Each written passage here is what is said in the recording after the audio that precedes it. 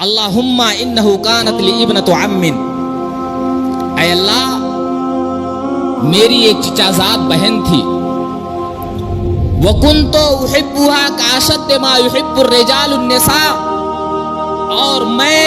اپنی چچا زاد بہن سے اتنی محبت کرتا تھا، اتنی محبت کرتا تھا جتنا ایک مرد اپنی بیوی سے محبت کرتا ہے۔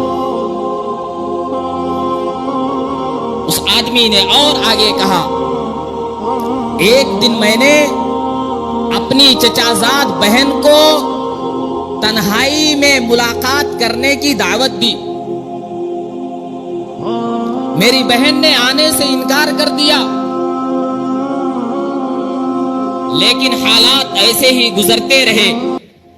ایام ایسے ہی گزرتے رہے، اور ایک دن اس کی چچا زاد بہن پر ایسا آیا کہ اس کی چچا زاد بہن انتہائی زیادہ فقیر ہو گئی، قلاش ہو گئی، کھانے پینے کے لالے پڑ گئے، کھانے پینے کی ساری چیزیں ختم ہو گئیں۔ وہی بہن دوبارہ اپنے اس بھائی کے پاس مدد مانگنے کے لیے آتی ہے، اپنے دستے سوال کو دراز کرتی ہے اور کہتی ہے میری مدد کرو، لیکن وہ نوجوان کیا کرتا ہے، 120 دینار کے بدلے میں اس عورت کی عزت و آبرو کا سودا کر لیتا ہے اور کہتا ہے میں تجھے 120 دینار دوں گا اس شرط پر کہ تو ایک دن مجھ سے تنہائی میں ملاقات کرے گی۔ عورت کی ذات جسم سے بھی کمزور، عقل سے بھی کمزور، ایمان سے بھی کمزور، اس عورت نے 120 دینار کے بدلے میں اپنی عزت کا سودا کر لیا اور کہا ٹھیک ہے میں ایک دن تجھ سے تنہائی میں ملاقات کروں گی۔ جب وہ دن آیا کہ دونوں تنہائی میں ملاقات کرے، دونوں کی تنہائی میں ملاقات ہوئی، اور لڑکا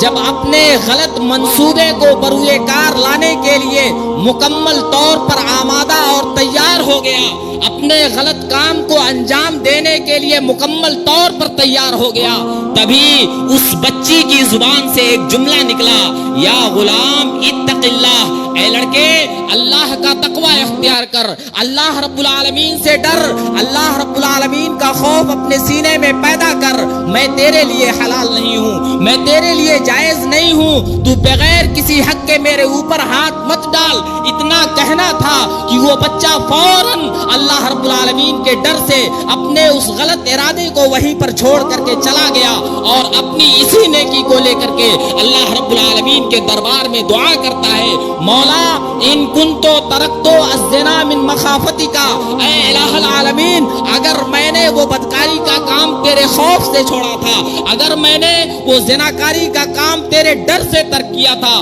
مولا آج وہی نیکی تو میری قبول کر لے، اور دیکھ میں کس پریشانی میں پھنسا ہوا ہوں، یہ بڑا سا پتھر غار کے منہ پہ پڑا ہوا ہے، نجات کا کوئی راستہ نہیں ہے، نجات کا کوئی ذریعہ اور طریقہ نہیں ہے، مولا ایسی سنسان جگہ پہ صرف تو ہی مدد کر سکتا ہے، میرے رب میری اس نیکی کو قبول فرما لے اور مجھے اس پریشانی سے نجات دے دے۔